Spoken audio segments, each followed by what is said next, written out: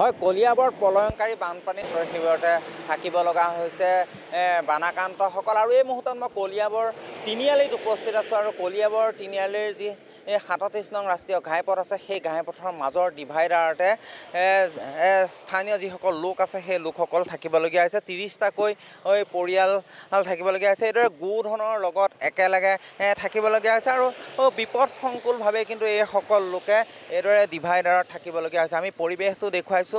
দুয়োটা পাৰে গাড়ীৰ চলাচল হৈ আছে, তাৰ মাজতে এইদৰে ডিভাইডাৰত কিন্তু যিসকল বানাক্ৰান্ত আছে, সেই বানাক্ৰান্তসকল থাকিব লগা এক পৰিৱেশৰ সৃষ্টি হৈছে। আৰু এটা কথা ক'ব লাগিব, যোৱা নিশাৰ পৰা কিন্তু ধাৰাসাৰে বৰষুণ আহিছে। আৰু ধাৰাসাৰৰ বৰষুণৰ ফলত তেওঁলোকৰ যি তম্বুসমূহ আছে, তিৰপালৰ সেই তম্বুসমূহেদি কিছু পানী সোমোৱা দেখিবলৈ পোৱা গৈছে। আৰু যাৰ ফলস্বৰূপে তেওঁলোকে যথেষ্টখিনি কিন্তু কষ্টৰ সন্মুখীন হৈছে। আমি এই পৰিৱেশটো দেখুৱাইছোঁ। আৰু কলিয়াবৰ তিনিআলিৰ পৰিৱেশ, কলিয়াবৰ তিনিআলিৰ ৩০টাকৈ পৰিয়াল এইদৰে যি ডিভাইডাৰ আছে, সেই ডিভাইডাৰতে থাকিব লগা হৈছে।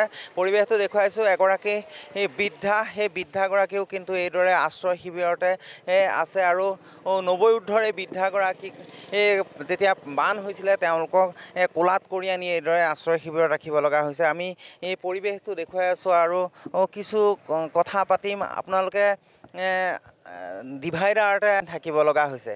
হয়, আমি বিশেষকৈ পানীটোতো এৰা পৰিলেই, পানীটো অহাৰ কাৰণে আমাৰ বহুত যথেষ্টখিনি ক্ষতি হৈছে। হোৱাৰ পাছতো আপোনাৰ ধৰক 17 চনতে এটা ৰাস্তা ভাগি গৈছিলে কলঙৰ কাষৰ। সেই ৰাস্তাটো বনাই নিদিয়াৰ ফলত এতিয়া পুনৰ সেইপিনি দিয়ে ভাগি পেলাই পানী সোমাই পেলাই পিছফাল আগফাল সকলো ঘৰ দুৱাৰ মানুহৰ ডুবাই পেলাইছে। গতিকে আমি চৰকাৰক অনুৰোধ কৰোঁ যাতে সেই ৰাস্তাটো অতি শীঘ্ৰেই কিবা এটা প্ৰটেকশ্যন দি হ'লেও বৰ্তমান ৰাখি পিছলৈ তাক ভালকৈ বনাই দি শিলৰ গাইড বান্ধ দি ৰাস্তাটো আমাক ৰক্ষা কৰিব লাগে। এইখিনিহে মোৰ চৰকাৰৰ ওচৰত অনুৰোধ। দুয়ো পাৰৰ পৰা গাড়ী আহি আছে, আপোনালোকৰ কিছু ভয়ো লাগে? ভয় লাগে কালিতো আমাৰ কাষত ছেফ ছাইডৰ কাৰণে পাথৰ দি থৈছোঁ, তাৰ ওপৰেদি এখন ট্ৰাক ওলাই পাৰ হৈ পেলাই সেই পাথৰবিলাক আকৌ আহি পেলাই আমাৰ তম্বুৰ ভিতৰত সোমাইছেহি।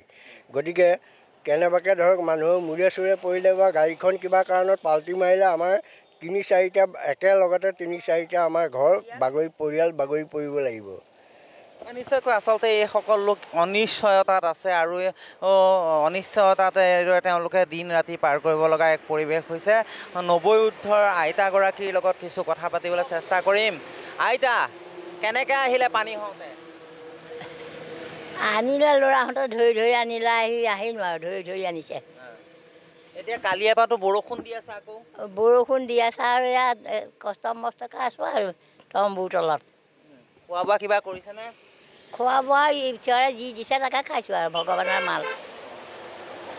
বাইদেউ, মই আপোনাৰ লগত কথা পাতিম। আপোনালোকে যথেষ্ট কষ্ট কৰি ইয়াত আছে আৰু কিছু ভয়ো আছে, কাৰণ দুইপাৰৰ পৰা গাড়ী আহি থাকে। এতিয়া ডিভাইডাৰ মাজতে আছোঁ আৰু ধৰক গাড়ীখনৰ কাৰণেও ভয়ো লাগে পৰি যায় বুলি, সেইটা ভয়তে আছোঁ আৰু উপায় নাই। খোৱা বোৱা কৰিছোঁ, এয়া কোনোবা আনি দিছে, দিনটো থাকোঁ আৰু তেনেকৈ দিনৰ ৰাতি অকণমান বনাওঁ। মাক কেনেকৈ আনিলে আপোনালোকে? ধৰি আনিলে মোক হেৰি নাতিনীয়ে তাৰপৰা ইয়ালৈ দাঙি লৈ আহিছে, দাঙি লৈ আহিছে ডাঙৰটো ল'ৰাই আনি পেলাই সেইকেইটা থিয়কৈ দিছে আৰু সেইখিনিৰ পৰা এইকণ ল'ৰাই ধৰি আনিছে।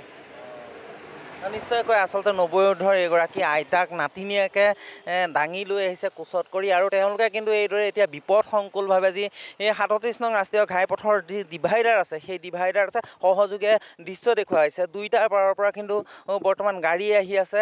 ইমানৰ পিছতো এইসকল লোকে বিপদসংকুলভাৱেই থাকিব লগা হৈছে। আৰু নিশাৰ ভাগৰ পৰা ধাৰাসাৰ বৰষুণ আহি আছে, আৰু ধাৰাসাৰ বৰষুণৰ মাজত তেওঁলোকে তম্বুৰ ভিতৰত থাকিব লগা হৈছে। এক দুখ লগা ছবি।